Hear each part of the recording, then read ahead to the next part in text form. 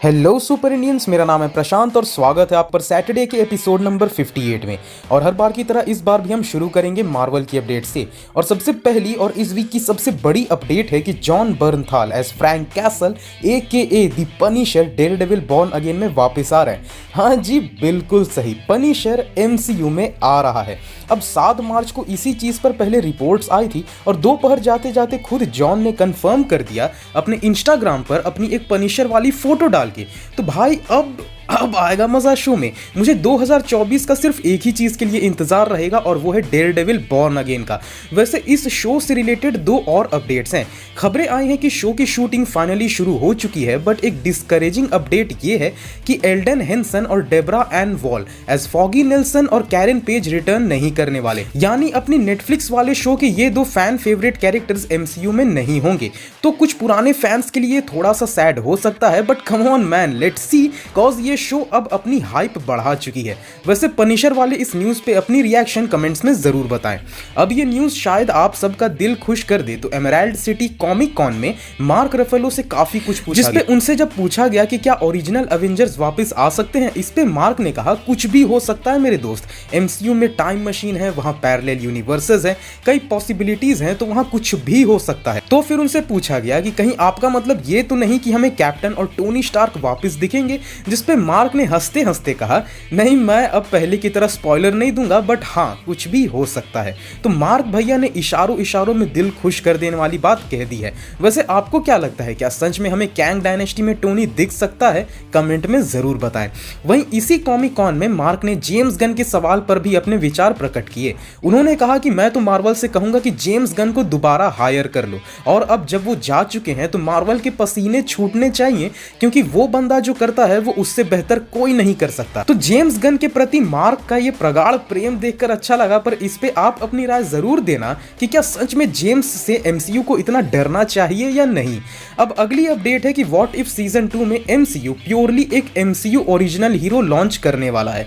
तो guys, meet काहोरी, एक mohawk women जो अमेरिका के कॉलोनाइजेशन से पहले टेसरैक्ट के कांटेक्ट में आएगी और उसे सुपर पावर्स मिलेंगे। वहीं इस एपिसोड की स्टोरी के लिए MCU एक हिस्टोरियन के साथ मिलकर काम कर रहा है ताकि चीजें हिस्टोरिकली करेक्ट बनाई जाएं। तो I really appreciate that effort. तो MCU को मिलने वाला है एक native American super hero.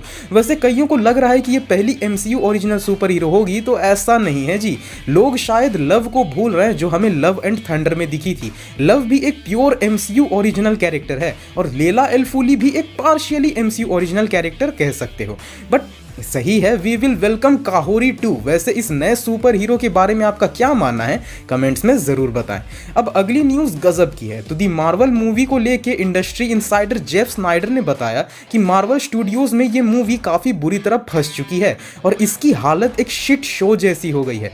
Movie को लेके कई लफड़े होते जा रहे हैं, जैसे एक तो ये पहले से डिले कर दी गई थी, वहीं अब न्यूज़ ये आ रही है कि कैरल डैनवर्स की एक्ट्रेस ब्री लार्सन इस बात से नाराज चल रही है कि मूवी का नाम कैप्टन मार्वल 2 के बजाय दी मार्वल्स क्यों है।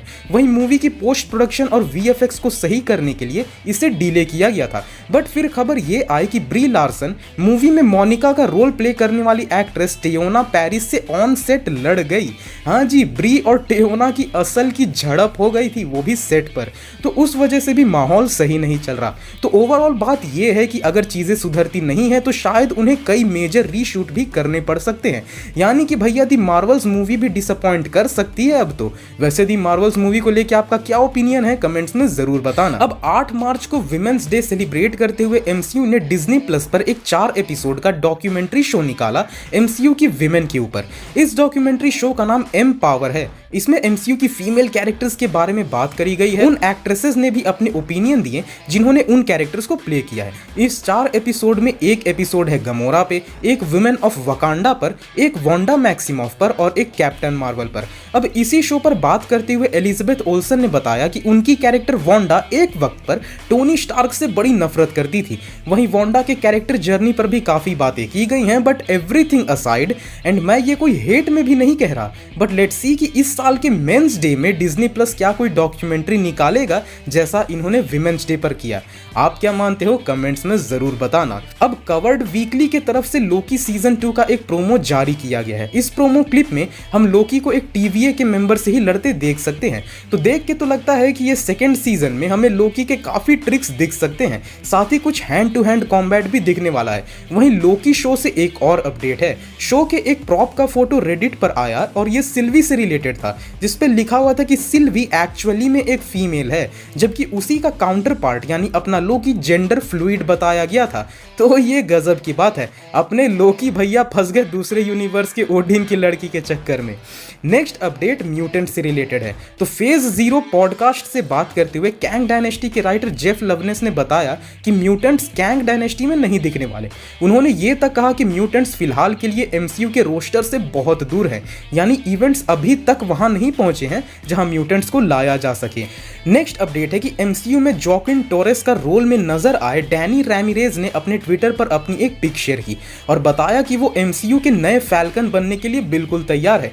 याद रहे गाइस कि एमसीयू में सैम विल्सन अब ऑफिशियली कैप्टन अमेरिका बन चुका है, तो किसी को तो फैल्कन के मेंटर को टेक ओवर करना ही होगा और वो टोरेस होगा। तो इस पे आप सबका क्या मानना है कमेंट्स में जरूर बताना। अब व्हाट इफ सीजन 2 में अपनी हेला कैसी दिखेगी उसका फर्स्ट लुक आ गया है। तो एक फंको विनाइल सोडा कैन पर ये पिक आई है जहां हेला काफी एशियन टाइप दिख रही है। अब ये तो सबको मालूम है कि सीजन 2 में एक एपिसोड होगा ओडिन वर्सेस मैंडरिन का, और इस तरह के एपिसोड में हेला को देखकर कहा जा सकता है कि शायद वो एपिसोड में 10 रिंग्स को भी यूज कर सकती है। वैसे इस एपिसोड के लिए मैं तो सच में एक्साइटेड हूँ एंड आई विश कि वो वेनवू के ही साथ फाइट रहे, सच में मजा आ जाएगा।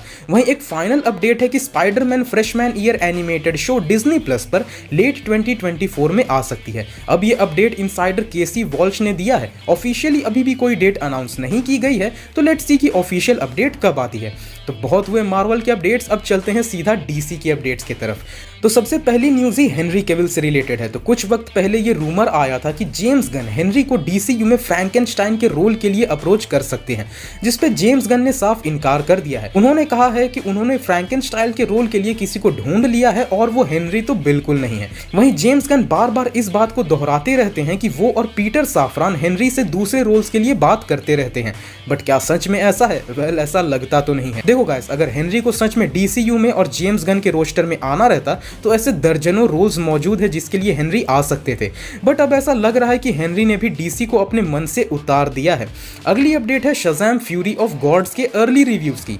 तो कई क्रिटिक्स को ये मूवी दिखाई गई एंड सच में इस मूवी के अर्ली रिव्यूज काफी गजब के आए हैं यार। सिनेमा ब्लेंड का कहना है कि मूवी काफी वर्दी सीक्वल है और इसके कैरेक्टर्स और एनर्जी कमाल की है। वहीं बाकी क्रिटिक्स का भी कहना है कि मूवी ऑसम है और गजब के विलन और एंटी हीरो के साथ आ रही है। तो कुछ अच्छी खबर ही आप इसे कह सकते हैं। वैसे शज़ैम से रिलेटेड और अपडेट, जैसे सिनेमा ब्लेंड से बात करते हुए फ्यूरी ऑफ गॉड्स के राइटर हेनरी गेडन ने कहा कि इस सीक्वल मूवी का पहली मूवी के पोस्ट क्रेडिट सीन से कोई लेना देना नहीं होगा। यानी वो सोच तो रहे थे कि दूसरी मूवी में भी सिवाना को लाया जाए, बट वो प्लॉट गेडन को अपीलिंग नहीं लगी, इसलिए उन्होंने सीक्वल के स्टोरी को ही चेंज कर डाला। वहीं गेडन ने ही कंफर्म कर दिया कि बिली बैटसन का फॉस्टर ब्रदर पेड्रो पेना एक गे होने वाला है। हाँ जी, इस मूवी में ये कंफर्म कर दिया जाएगा। वैसे फ्यूरी ऑफ गॉड्स में 2 पोस्ट क्रेडिट सीन्स होने वाले थे, पर अब डीसीयू में जैसा सिनेरियो बन रखा है, देखना होगा कि वो उन क्रेडिट सीन्स को रखते हैं या नहीं। नेक्स्ट अपडेट है कि जोकर के सीक्वल मूवी की शूटिंग से कई सारी सेट वीडियोस आने लग गई हैं जो सच में स्पॉइलर से भरी हुई है। कहीं पे 45 सेकंड की क्लिप आई है तो कहीं पे 50 सेकंड की, और इसमें मूवी की एक चेजिंग सीक्वेंस को दिखाया जा रहा है। वैसे इसी सीक्वेंस की कुछ तस्वीरें भी इसी वीक आई थी, तो इन वीडियो से बच के रहना। अब ट्विटर पर एक पिक शेयर की गई थी फ्लैश मूवी के फंको मर्चेंडाइज की, और इन फंको टॉयज में वंडर वुमेन भी शामिल थी। एंड ये सब के लिए सरप्राइज की बात है, कॉज वंडर वुमेन इस मूवी में किस तरह इन्वॉल्व रहेगी वो सोचना मुश्किल है, बट अब ऐसा लग रहा है कि शायद डायना इस मूवी में हो सकती है। तो आपको क्या लगता है गाइस कि क्या दी फ्लैश में हमें डायना दिखेगी या नहीं? वैसे नए डीसीयू में वंडर वुमेन के कैरेक्टर का स्टेटस क्या है वो अभी भी अननोन है, बट लेट्स सी कि क्या होता है। अगली अपडेट है दी बैटमैन से। तो दी बैटमैन के एग्जीक्यूटिव प्रोड्यूसर माइकल उसलन ने अपने एक इंस्टाग्राम पोस्ट से सबको बताया कि इस सीक्वल की शूटिंग इस साल नवंबर से शुरू होगी। अब नवंबर की ये डेट देखें तो फिर उनके पास आगे के 2 साल होंगे मूवी को कंप्लीट करके रिलीज करने के लिए, कॉज मूवी की रिलीज डेट 3 अक्टूबर 2025 की है। और याद रहे गाइस कि ये सीक्वल मूवी दी पेंगुइन शो के ठीक बाद के इवेंट से शुरू होगी। तो अब पेंगुइन शो की बात हो ही गई है तो उससे रिलेटेड अपडेट्स भी जान ही लो। तो हाल ही में मैंने बताया था कि पेंगुइन शो की शूटिंग शुरू शुरू हो चुकी है। तो न्यूयॉर्क से एक सेट फोटो आया है जहां हम कॉलिन फैरेल को देख सकते हैं अपने पेंगुइन वाले अवतार में। वहीं एक कमाल की अपडेट है कि ऐसा हो सकता है कि ये पेंगुइन शो TVMA यानी R रेटेड हो सकती है। बिकॉज एक वीडियो सामने आया है इसी शूटिंग से जहां पेंगुइन गालियां देता हुआ दिख रहा है, जिससे फैंस अब अंदाजा लगा रहे हैं कि शायद ऐसा हो सकता है कि ये शो TVMA रेटिंग की हो। वहीं लूपर से बात करते हुए जनरल जॉर्ड के एक्टर माइकल शैनन ने बताया कि वो पहले तो थोड़े कंफ्यूज्ड थे अपने वापसी को लेके, फिर उन्होंने सोचा कि DCEU में वापस से कदम रखना मजेदार होगा, इसलिए वो वापस आ गए। साथ ही उन्होंने ये भी बताया कि द फ्लैश मूवी में दिखने वाला उनका जनरल जॉर्ड मैन ऑफ स्टील में दिखने वाले जनरल जॉर्ड से थोड़ा अलग होगा। वैसे हमें तो वही विंटेज जनरल जॉर्ड वाली वाइब मिल जाए फिर तो मजा आ जाएगा। और इस वीक ऐसे कोई मेजर हॉलीवुड अपडेट्स तो है नहीं सिवाय एक के कि अवतार द वे ऑफ वाटर इस महीने की 28 तारीख को डिजिटली रिलीज कर दी जाएगी। यानी 28 मार्च से way of water Amazon prime video, Apple TV, वुडू और मूवीज एनीवेयर पर रिलीज कर दी जाएगी। तो गाइस ये थे इस वीक के सारे मेजर न्यूज अपडेट्स। अगर आपको ये वीडियो पसंद आए हो तो इस वीडियो को लाइक करें और अपने दोस्तों के साथ शेयर जरूर करें। और ऐसे ही सुपर ऑसम कंटेंट और अपडेट्स के लिए हमारे चैनल सुपर इंडिया को सब्सक्राइब कर दें। पीस।